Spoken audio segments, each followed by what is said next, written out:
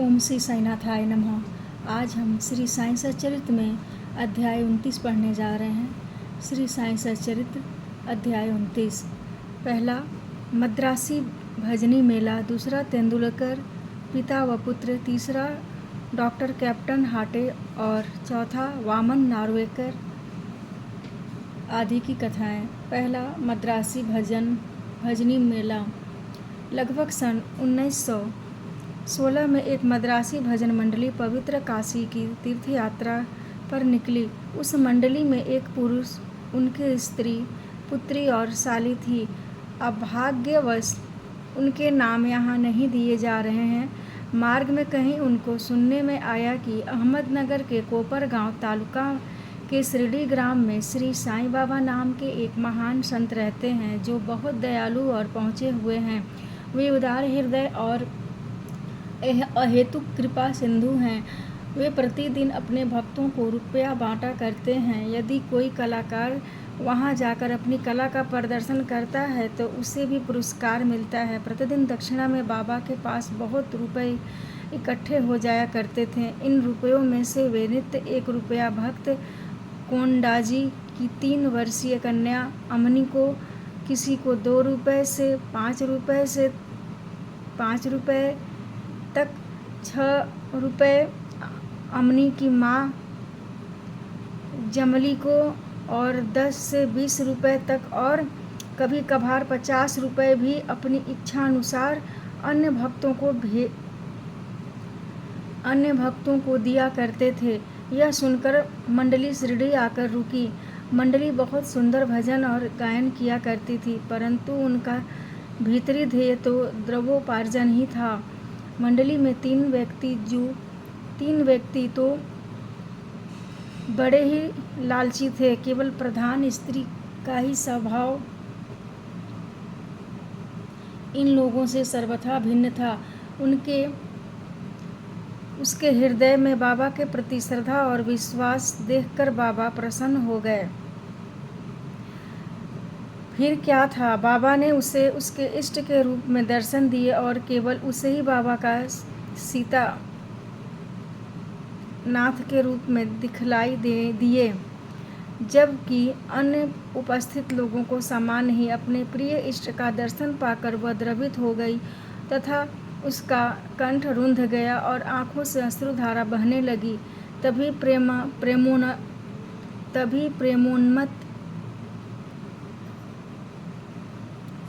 प्रेमोन्मत्त हुआ ताली बजाने लगी। उसको इस प्रकार आनंदित देख लोगों को कौतूहल तो होने लगा, परंतु कारण किसी को भी ज्ञात न हो रहा था। दोपहर के पश्चात उसने वह भेद अपने पति से प्रकट किया। बाबा के श्री राम स्वरूप में उसे कैसे दर्शन हुए इत्यादि उसने सब बताया। पति ने सोचा कि मेरी स्त्री बहुत भोली और भावुक है, अतः इसे राम का दर्शन होना एक मानसिक विकार के अतिरिक्त कुछ नहीं है। उसने ऐसा कहकर उसकी उपेक्षा कर दी कि कहीं यह भी संभव हो सकता है कि केवल तुम्हें ही बाबा के रूप में दिखे और अन्य लोगों को सदैव की भांति ही। स्त्री ने कोई प्रतिवाद न किया, क्योंकि उसे राम के दर्शन जिस प्रकार उस समय हुए थे वैसे ही अब भी हो रहे थे। उसका मन शांत, स्थिर और संतृप्त हो चुका था। आश्चर्यजनक दर्शन। इसी प्रकार दिन बीत गए।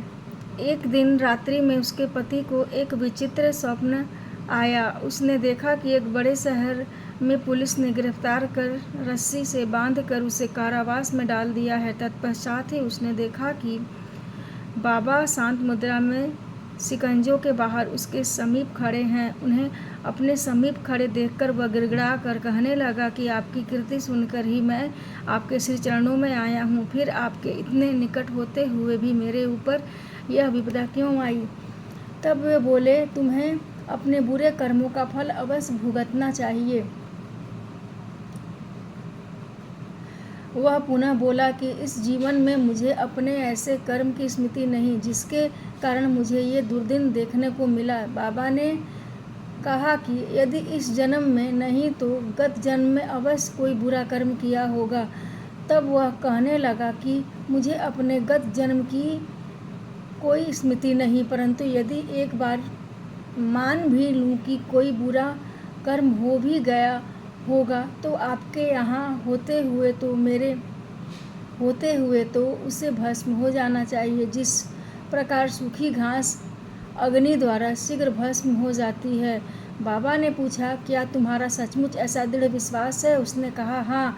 बाबा ने उससे अपनी आंखें बंद करने को कहा और जब उसने आंखें बंद की उसे किसी भारी वस्तु के गिरने की आहट सुनाई दी। आंखें खोलने पर उसने अपने को कारावास से मुक्त पाया। पुलिस वाला नीचे गिरा पड़ा है तथा उसके शरीर से खून प्रवाहित हो रहा है। यह देखकर वह अत्यंत भयभीत दृष्टि से बाबा की ओर देखने लगा। तब बाबा बोले कि अब तुम्हारी अच्छी तरह खबर ली जाएगी।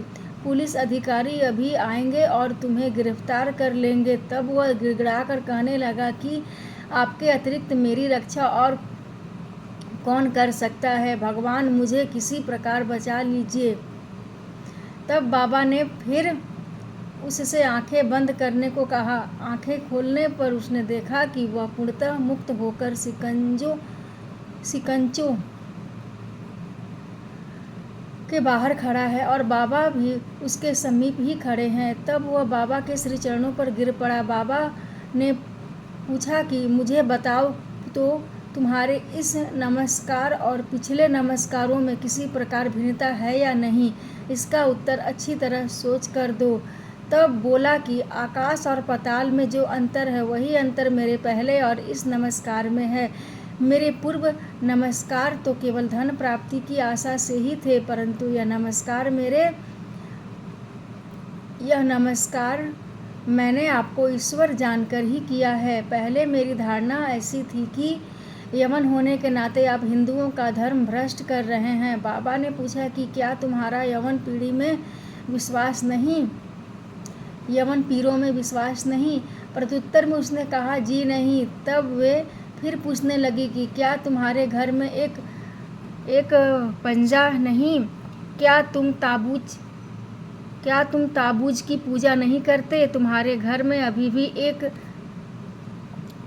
काड बीवी नामक देवी हैं, जिसके सामने तुम विवाह तथा अन्य धार्मिक अवसरों पर कृपा की भीख मांगा करते हो। अंत में तब उसने स्वीकार कर लिया। तो वे बोले कि इससे अधिक अब तुम्हें क्या प्रमाण चाहिए? तब उनके मन में अपने गुरु श्री रामदास के दर्शन की इच्छा हुई। बाबा ने ज्यों ही उससे पीछे घूमने को कहा तो उसने देखा कि श्री रामदास स्वामी उसके सामने खड़े हैं। तब वह बाबा से कहने लगा कि आप तो वृद्ध प्रतीत होते हैं, क्या आपको अपनी आयु विदित है? बाबा ने पूछा कि तुम क्या कहते हो कि मैं बूढ़ा हूँ? थोड़ी दूर मेरे साथ दौड़कर तो देखो। ऐसा कहकर बाबा दौड़ने लगे और वो भी उनके पीछे पीछे दौड़ने लगा। दौड़ने से पैरों द्वारा जो धूल उड़ी उसमें बाबा लुप्त हो गए और तभी उसकी नींद भी खुल गई। जागृत होते ही वह गंभीरतापूर्वक इस स्वप्न पर विचार करने लगा। उसकी मानसिक प्रवृत्ति में पूर्ण परिवर्तन हो गया। अब उसे बाबा की महानता विदित हो चुकी थी। उसकी लोभी तथा आसंक वृत्ति लुप्त हो गई और हृदय में बाबा के चरणों के प्रति सच्ची भक्ति उमड़ पड़ी। वह तो एक स्वप्न मात्र ही, परंतु उसमें जो प्रश्नोत्तर थे वे अधिक महत्वपूर्ण थे। दूसरे दिन जब वह सब लोग मस्जिद में आरती के निमित्त एकत्रित हुए तब बाबा ने उसे प्रसाद में लगभग 2 रुपए की मिठाई और 2 रुपए नगद अपने पास से देकर आशीर्वाद दिया। उसे कुछ दिन और रोककर उन्होंने आशीष देते हुए कहा कि अल्लाह तुम्हें बहुत देगा और अब सब अच्छा ही करेगा। बाबा से उसे अधिक द्रव्य की प्राप्ति तो न हुई, परंतु उनकी कृपा उसे अवश्य प्राप्त हो गई, जिससे उसका बहुत ही कल्याण हुआ। मार्ग में उसको यथेष्ट द्रव्य प्राप्त हुआ और और उसकी यात्रा बहुत ही सफल रही। उन्हें यात्रा में कोई कष्ट या असुविधा न हुई और वे अपने घर सकुशल पहुंच गए। उन्हें बाबा के श्री चरणों तथा आशीर्वाद और उनकी कृपा से प्राप्त उस आनंद की सदैव स्मृति बनी रही। इस कथा से विदित होता है कि बाबा किस प्रकार अपने भक्तों के समीप आकर उन्हें श्रेयस्कर मार्ग पर ले जाते थे और आज भी ले जाते हैं। तेंदुलकर कुटुंब। बम्बई के पास बांद्रा में एक तेंदुलकर कुटुंब रहता था जो बाबा का परम भक्त था। श्रीयुत रघुनाथराव तेंदुलकर ने मराठी भाषा में श्री साईनाथ भजनमाला नामक एक पुस्तक लिखी है जिसमें लगभग 800 अभंग और पदों का समावेश तथा बाबा की लीलाओं का मधुर वर्णन है। यह बाबा के भक्तों की पढ़ने योग्य पुस्तक है। उनका ज्येष्ठ पुत्र बाबू डॉक्टरी परीक्षा में बैठने के लिए अनवरत अभ्यास कर रहा था। उसने कई ज्योतिषियों को अपनी जन्म कुंडली दिखाई, परंतु सभी ने बतलाया कि इस वर्ष उसके ग्रह उत्तम नहीं हैं, किंतु अगले वर्ष परीक्षा में बैठने से उसे अवश्य सफलता प्राप्त होगी। इससे उसे बड़ी निराशा हुई और वह अशांत हो गया। थोड़े दिनों के साथ उसने अपने पुत्र की निराशा तथा अशांति की बात भी बाबा से कही। उनके पुत्र को कुछ दिनों के पश्चात ही परीक्षा में बैठना था। बाबा कहने लगे कि अपने पुत्र से कहो कि मुझ पर विश्वास रखे, सब भविष्य कथन तथा ज्योतिषियों द्वारा बनाई कुंडलियों को एक कोने में फेंक दे और अपना अभ्यास क्रम चालू रख शांत चित्त से परीक्षा में बैठे। वह अवश्य ही इस वर्ष उत्तीर्ण हो जाएगा। उससे कहना कि निराश होने की कोई बात नहीं है। माँ ने घर आकर बाबा का संदेश पुत्र को सुना दिया। उसने घोर परिश्रम किया और परीक्षा में बैठ गया। सब पर्चों के जवाब बहुत अच्छे से लिखे थे, परंतु फिर भी संशयग्रस्त होकर उसने सोचा कि संभव है कि उत्तीर्ण होने योग्य अंक मुझे प्राप्त न हो सके। इसलिए उसने मौखिक परीक्षा में बैठने का विचार त्याग दिया। परीक्षक तो उसके पीछे ही लगा था। उसने एक विद्यार्थी द्वारा सूचना भेजी कि उसे लिखित परीक्षा में उत्तीर्ण होने लायक अंक प्राप्त है, अब उसे मौखिक परीक्षा में अवश्य ही बैठना चाहिए। इस प्रकार प्रोत्साहन पाकर वह उसमें भी बैठ गया तथा दोनों परीक्षाओं में उत्तीर्ण हो गया। उस वर्ष उसकी ग्रह दशा विपरीत होते हुए भी बाबा की कृपा से उसने सफलता पाई। यहाँ केवल इतनी ही बात ध्यान देने योग्य है कि कष्ट और संशय की उत्पत्ति अंत में दृढ़ विश्वास में परिणत हो जाती है। जैसे भी हो परीक्षा तो होती ही है, परंतु यदि हम बाबा पर दृढ़ विश्वास और श्रद्धा रखकर प्रयत्न करते रहें तो हमें सफलता अवश्य ही मिलेगी। इसी बालक के पिता रघुनाथराव बम्बई की एक विदेशी व्यवसायी फर्म में नौकरी करते थे। वे बहुत वृद्ध हो चुके थे और अपना कार्य सुचारू रूप से नहीं कर सकते थे, इसलिए वे अब छुट्टी लेकर विश्राम करना चाहते थे। छुट्टी लेने पर भी उनके शारीरिक स्वास्थ्य में कोई विशेष परिवर्तन न हुआ। अब यह आवश्यक था कि सेवानिवृत्ति की पूर्वकालिक छुट्टी ली जाए। एक वृद्ध और विश्वास पात्र नौकर होने के नाते प्रधान मैनेजर ने उन्हें पेंशन देकर सेवानिवृत्त करने का निर्णय किया। पेंशन कितनी दी जाए यह प्रश्न विचाराधीन था। उन्हें 150 रुपये मासिक वेतन मिलता था। इस हिसाब से पेंशन हुई 75 रुपये, जो कि उनके कुटुंब के निर्वाह हेतु अपर्याप्त थी, इसलिए वे बड़े चिंतित थे। निर्णय होने के 15 दिन पूर्व बाबा ने श्रीमती तेंदुलकर को स्वप्न में दर्शन देकर कहा कि मेरी इच्छा है कि पेंशन 100 रुपये दी जाए, क्या तुम्हें संतोष होगा? श्रीमती तेंदुलकर ने कहा कि बाबा, मुझ दासी से आप क्या पूछते हैं? हमें तो आपके श्री चरणों में पूर्ण विश्वास है। यद्यपि बाबा ने 100 रुपये कहे थे, परंतु उसे विशेष प्रकरण समझकर 10 रुपये अधिक अर्थात 110 रुपये पेंशन निश्चित हुई। बाबा अपने भक्तों के लिए कितना अपरिमित स्नेह और कितना चिंता रखते थे।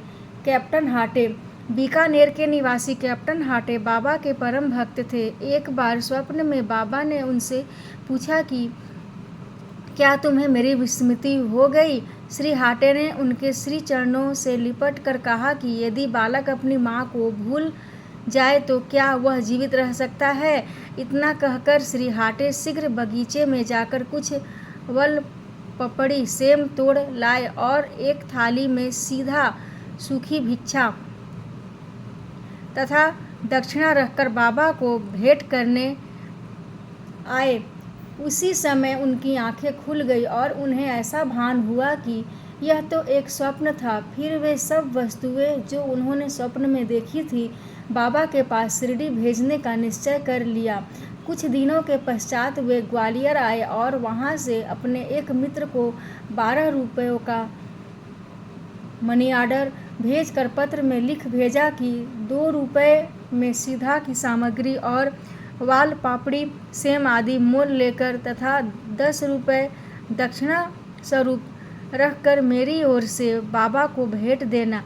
उनके मित्र ने शिरडी आकर सब वस्तुएं तो संग्रह कर ली, परंतु वाल पापड़ी प्राप्त करने में उन्हें अत्यंत कठिनाई हुई। थोड़ी देर के पश्चात ही उन्होंने एक स्त्री को सिर पर टोकरी रखे सामने से आते देखा।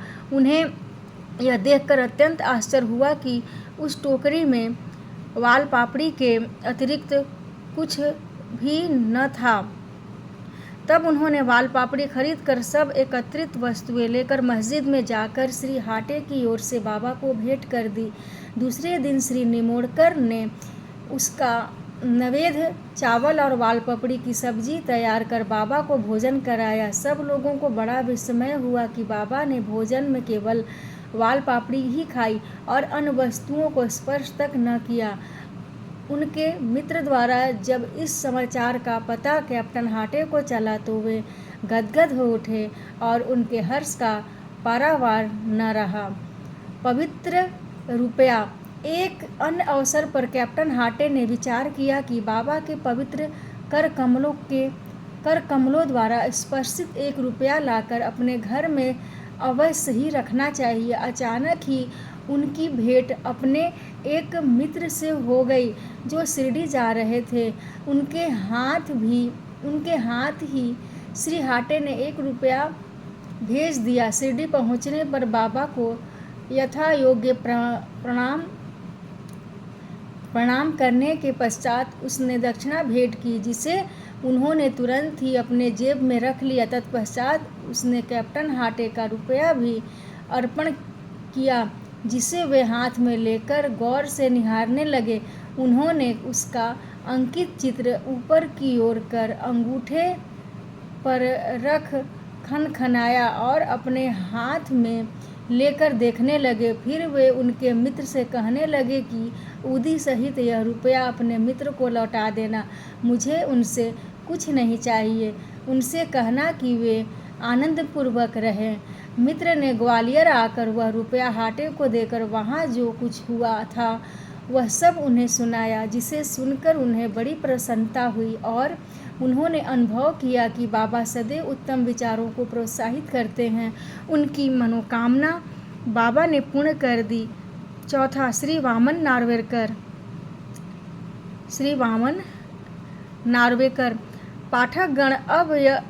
पाठकगण अब एक भिन्न कथा श्रवण करें। एक महाशय जिनका नाम वामन नार्वेकर था, उसकी साईं चरणों में प्रगाढ़ प्रीति थी। एक बार वे एक ऐसी मुद्रा लाए जिसके एक ओर राम लक्ष्मण और सीता तथा दूसरी ओर करबद्ध मुद्रा में मारुति का चित्र अंकित था। उन्होंने यह मुद्रा बाबा को इस अभिप्राय से भेंट की कि वे इसे अपने कर स्पर्श से पवित्र कर उदी सहित लौटा दें, परंतु उन्होंने उसे तुरंत अपनी जेब में रख लिया। सामा ने वामन राव की इच्छा बताकर उनसे मुद्रा वापस करने का अनुरोध किया। तब वे वामन राव के सामने ही कहने लगे कि यह भला उनको क्यों लौटाई जाए, इसे तो हमें अपने पास ही रखना चाहिए। यदि वे इसके बदले में 25 रुपया देना स्वीकार करें तो मैं इसे लौटा दूंगा।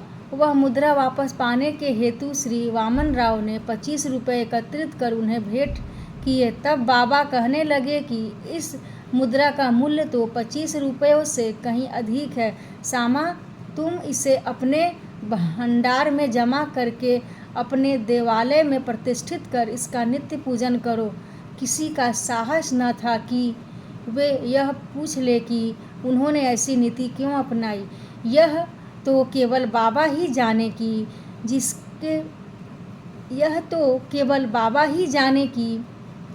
किसके लिए कब और क्या उपयुक्त है। श्री सद्गुरु साईनाथ अर्पणमस्तु। शुभम भवतु। ओम साई राम।